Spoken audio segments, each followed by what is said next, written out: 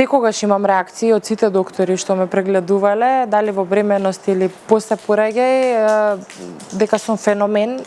Докторот што ме пораѓаше со бисера, само ми кажа, биди среќна што имаш деца. И кажи му фала на Господ.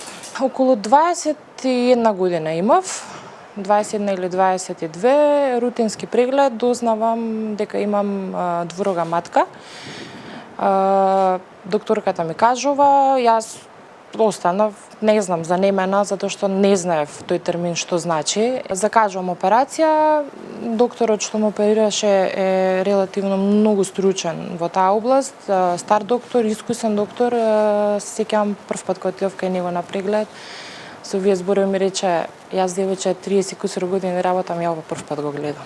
Заврши операцијата, дојде на визита и ми кажа дека тешко ќе бидеш ти мајка, тешко дека ќе родиш.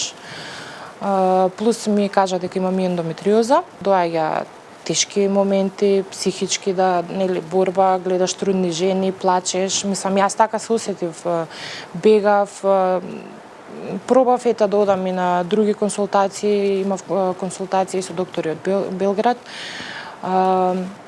Сите ми рекоа дека јас никогаш нема да родам. Цела временост ја ќе отидов на доктор, буквално матичната докторка ми велеше, тебе секој ден ти е дар од Бога. Ти не си свесна, секој ден ти е дар од Бога. Јас реков, значи ќе го износам до крај и ќе ви покажам дека можам да го износам до крај. Многу бев позитивна, многу верував во себе и верував дека стварно ќе се случи чудо. Сите се чудеа, мислам, стварно сите беа чудо невидени како уствари јас во 40-та недела раѓам дете и сите мислеа дека јас сум со инвитро останата бремена, бидејќи и со ендометриозата предизвикува потешкоти при зачнување. Јас само им реков, не знам, значи не сум докторка, не сум стручна да ви кажам, ете вие сте учеле, кажете ми вие како.